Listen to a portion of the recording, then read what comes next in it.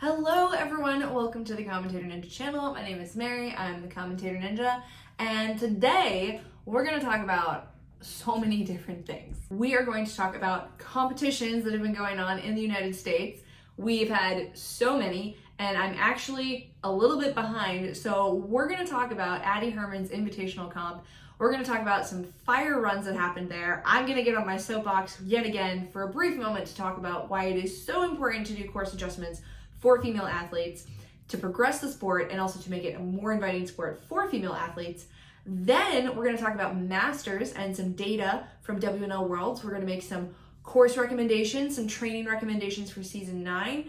And then we're going to have a tech talk with Chris Digangi about warped wall technique. Very excited to share this one with you. And then, because this episode description is not long enough, we're going to do some shout outs that I owe you all from a few of my past Instagram posts. Why don't we get to it? That was a lot of talking and we got some more to do. Here we go. This past weekend, or past weekend, I had the phenomenal opportunity to live stream for the Addie Herman Invitational competition. It was so good. The courses were designed by Matt Bradley, Noah Muner, Kevin Rodriguez, and Addie Herman. They were phenomenal. And what I loved about this competition was that each course was adjusted for the male and female athletes, so that it was super challenging, super fun, and super exciting to watch for both divisions. The most notable of those course adjustments just being so dang good was the female stage 3. Guys, I am not kidding when I tell you this was literally the most exciting stage 3 I have ever watched, male or female. The energy was absolutely nuts. All of the ladies completely crushed it. Aka ended up walking away with the win to the last obstacle in stage 3. We're huge Aka fans here at the Commentator Ninja channel. She also just won FINA Speed Championships, just a super dominant athlete. But really this whole stage was super exciting. I put together a little hype video for these ladies and I'm gonna share it with you here. This entire weekend, now some easy work for Aka. Get it on there, nice drop.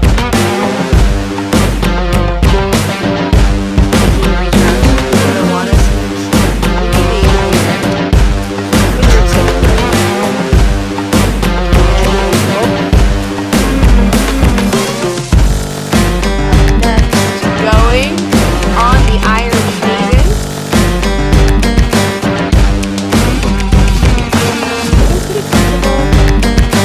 Hands looking a little bit. There we go. Fixing her hand over the top there. And really locking into a safe predicament as Ava did not just minutes ago, and still able to overcome it. Looking really good here. She's got one more move. Still looking really controlled. She's got it. Now she just needs to take that on the bar, onto that first cliffhanger. Go, Emily, looking strong. Keep moving. On the vertical Don't stop moving, movement. Emily. Come on. Get the bogey, up. Emily. There you go. To that purple. Yeah, really good. All right, keep That moving, Emily. flip Like a rope overboard. climber. Her face right now. She's really excited. Oh wow. Oh yeah. That was an intentional fully extended. Oh, she's looking really comfy. She's looking really comfy right here. This has going right into that vertical limit boost from the bar. Didn't even use that first cliffhanger. Wow, this is the fastest I have seen any female athlete get through this spot. Alright, that makes it really tough. She can hang upside down and rest here once she gets all the way around. Really great transition. Okay, and it looks like she's trying to get to the ring.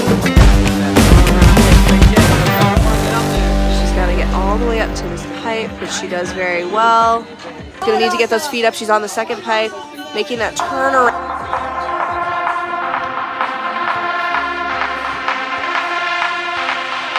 And gonna go ahead, weird pipe nightmare. She's gonna need a little bit more. Oh man, ready.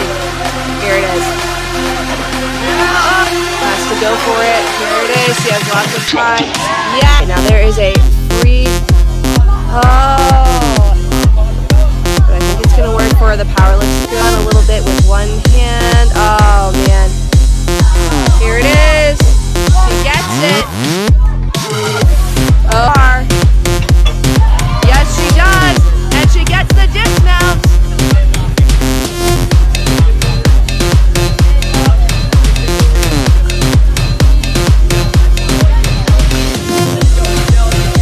Alright, Aka is now using some cliffhanger legs that you have to place onto the ring. From here, she can go to the cliffhangers.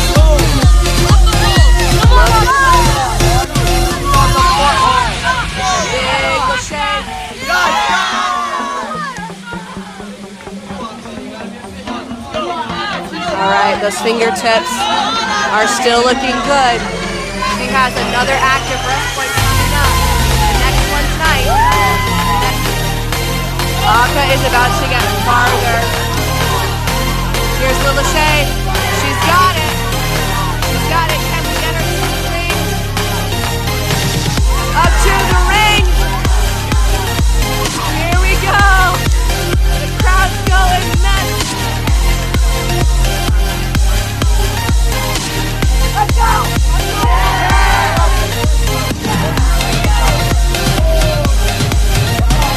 Come on, Aka. Here it is. Come on, let's go, Aka. Let's go.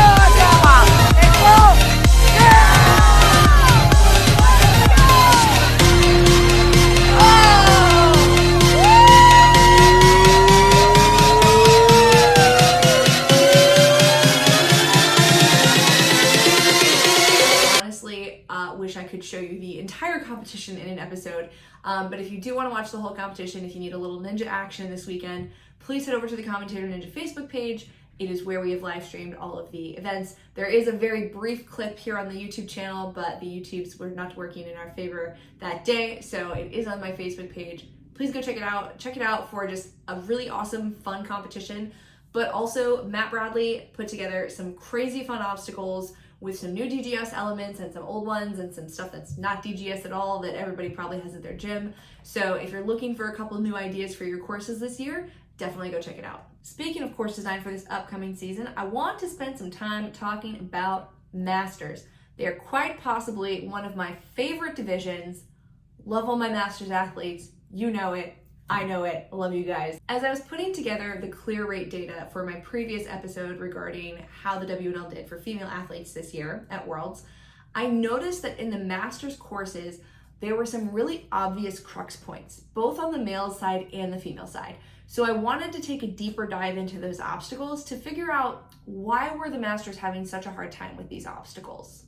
For starters, on the male side, in stage 1, 34% of the field failed on obstacle 3, which was the swivel boards. Let's take a look at this obstacle so you know what I'm talking about. Very efficient. Solid grab there on the swivel boards.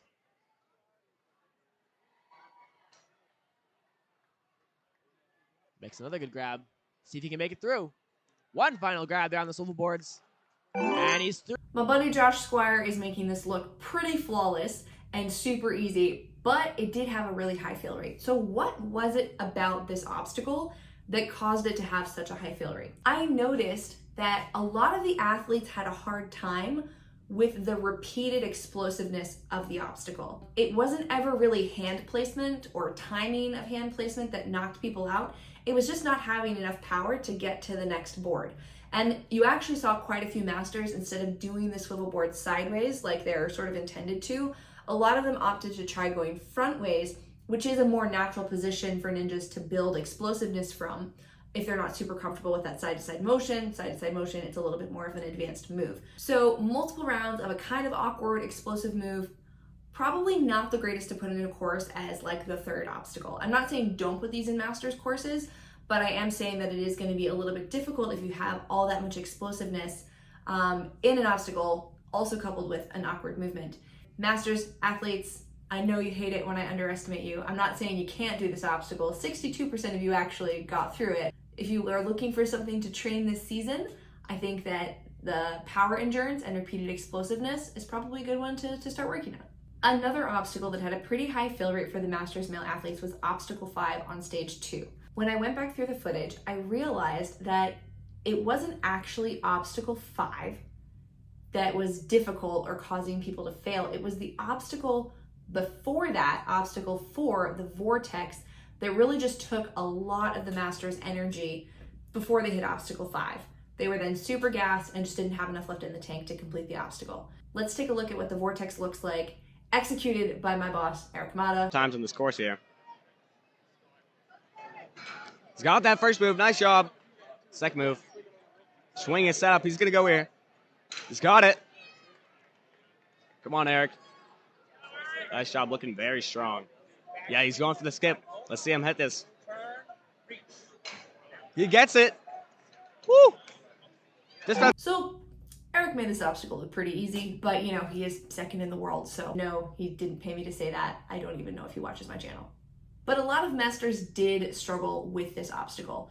So first of all, the rope up to the first ring is offset. And so this easily sets your swing in all sorts of different directions, hence the appropriate name for the obstacle, the vortex. Phil, I bet that was you. Good job. So the majority of masters athletes do not have the body control that is necessary to quickly regain control over their swing once it's offset like that. So you saw a ton of masters on this obstacle for like 30 seconds to almost a full minute, just trying to make sure their swing was right before going into that explosive skyhook move. And so they were just so exhausted for obstacle 5. So you might argue that obstacle 5, and you'd be right to say this, is a much more straightforward obstacle than the vortex was, but they just didn't have anything left in the tank when they got there to execute the obstacle. So again, we're seeing too many explosive moves in an obstacle, or an obstacle that requires a lot of body control. So the masters are definitely capable of getting through it, but it's really one that's going to take a ton of energy. And I also just think like lengthier obstacles like the vortex was not the greatest for masters athletes, unless you're going to put that, you know, much later in the course if you want to see athletes progress through your course. Again, I'm not saying that masters athletes can't do it. I'm just saying it's difficult for you right now. So train. Now, on the female side, in stage 1, a lot of masters failed obstacle 3.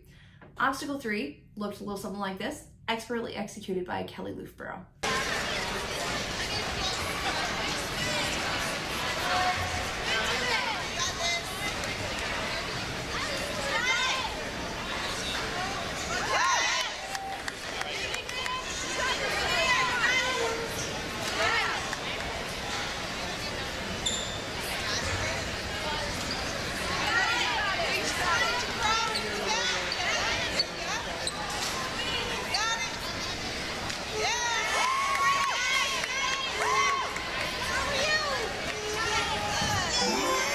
Kelley crushed it getting through this obstacle, opting to go through that first explosive movement and then an explosive movement up to the bar and then staticking the rest of the athlete. You could argue that this was maybe how the course designers intended for the athletes to execute the obstacle. But one thing that was a big struggle for many of the masters females was building up the required explosiveness to get up to the first board or to get up to the second bar after they got up to the first board. So similarly to the males, while some athletes were able to get through it, the repeated explosiveness was a bit of a struggle. So not saying that you can't have explosive moves in courses, but when designing courses for masters females, you should likely aim for those sorts of movements to be later in your course, as they do present a significant difficulty for masters females right now. This obstacle had a 44% fail rate, and which is about half of the field. Also, after watching all 3 of these obstacles, so many masters failed because of the fact that it was a rope up to the obstacle. Literally, that was it for so many people. Either they didn't have the pull strength or it was just awkward to get to whatever they were going to. Can we just not do ropes up to obstacles? Could we have a start platform? This is just my plea to the world here. If we have enough engineering ingenuity that we can put together all of these complicated obstacles that are multi-directional, we can put a rig out in the middle of nowhere. I feel like we should be able to figure out how to put a box somewhere in our course so that we don't knock people out just getting up to the obstacle. Just a thought. That's all I have to say. Another thing that I'd like to talk about is in regards to the age limit on masters. I'm gonna bring back a couple of comments from my Instagram post that I created about the number of elite females that were competing at Worlds this year. A resounding sentiment that came from a lot of people who commented who were in the kind of age bracket of mid to late 30s was that they wish they could join the Masters division before they turned 40. So right now, the adult division is from ages 18 to 39. That's a span of 21 years. There are so many things that happen physiologically and socially in 20 years. I really do think this is an area that Ninja needs to do better at and start to look at for the future. So track and field, for example, their Masters divisions actually start at 35. This is different from road racing divisions where Masters typically starts at 40, but this makes a lot of sense from a track and field perspective because track and field events require a lot more of explosiveness.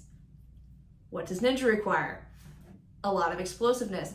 What are a lot of the Masters struggling with?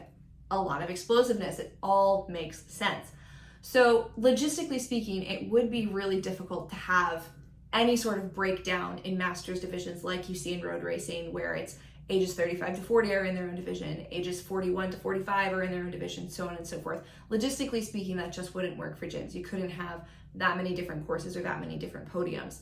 However, I would like to propose as food for thought for any of the Ninja Leagues out there that perhaps there needs to be some more thought around the age limit on the adult division. Have the age limit on the adult division go from ages 18 to 35. And then athletes who hit the age of 35 can opt to compete in Masters, or they can opt to stay in the adult division if they would like. These are just some ideas for the future of the sport. We are gonna need to start thinking about this as we begin to bring in more athletes. How are we gonna make sure that they have courses that are appropriately scaled for them? How are we gonna make sure that everybody has a place to be in Ninja? Food for thought. All right, that's enough out of me. Let's get to this tech talk with Chris Digangi about warped wall technique. I was visiting my sister in Chicago and I said, okay, I gotta make it to Big Time Ninja. So glad I went. It was super fun crew there training on a Sunday. We had a lot of fun different challenges. I was struggling with the warped wall a little bit and I asked Chris to give me some pointers and everything he had to say made a lot of sense and I wanted to make sure that you guys got this good wisdom from Chris Digangi. Take a look. All right, everybody, how are you doing? We are here at the Big Time Ninja Jam in, oh my gosh, here in outside of Chicago, Illinois. We just trained. I'm super sweaty. It was super fun. I'm here with Chris. We all know Chris Digangi, one of my favorite commentators on the Ninja scene right now. Fun to commentate with and fun to listen to. So we're doing a quick tech talk for you today. I got one question for you, Chris. Hit me with it. All right, Chris, what is the #1 tip that you would give to a first-time ninja training the warped wall? The warped wall, the #1 thing I see a lot of people do is they sprint as fast as they can right out of the gate. And in my opinion, I don't think that's the way to go. I like to do every step should increase in speed. You want to accelerate the whole way through and you want to keep your strides as consistent as possible. You don't want to take really big strides or you don't want your strides to get bigger. You want every step to be consistent all the way throughout the wall and every step should increase in speed and you should accelerate all the way throughout the wall until that very last step when you take that jump, you're at your most powerful. Woohoo! Thank you so much, Chris, for that tech talk. Ninjas, as you're training, you heard it. We're not starting 6 miles away. We are starting and we are keeping our steps consistent and increasing in speed as we go to the warped wall. I hope that you get your first warped wall after that tech talk. Beat that wall. Beat that wall.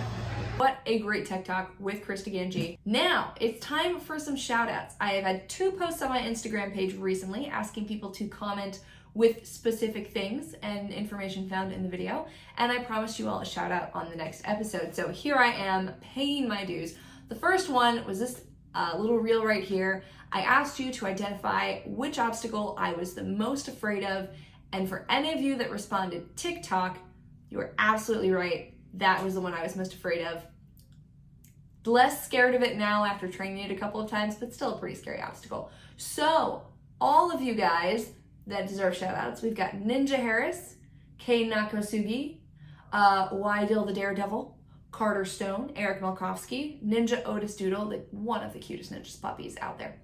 One of the cutest ninja puppies out there. Mick Purple, the Smiling Ninja, Jonas D. Mapoli, Nikki Perella, Ninja Jeremy, Alex Fader, and last but not least, Lauren Adams, the Ninja Mom. You may also remember this pretty hilarious video. Somebody get the Lysol! Somebody get the Lysol! I'm going to get the Lysol! I asked you to tell me how many turtles that we've saved at Ultimate Obstacles by having a refillable water bottle station, and the answer was 20,315. And the people who were able to respond with that answer are Best West 13, Cat Ninja, 2-Digit Ninja, and Hunter Chance Jibo. All right, everybody, that's all the time that we have for today. Tune in next time on the Commentator Ninja channel to hear about all sorts of things. I got a lot of thoughts. Ninja's got a lot going on right now. This is Mary Layton, the Commentator Ninja, signing off.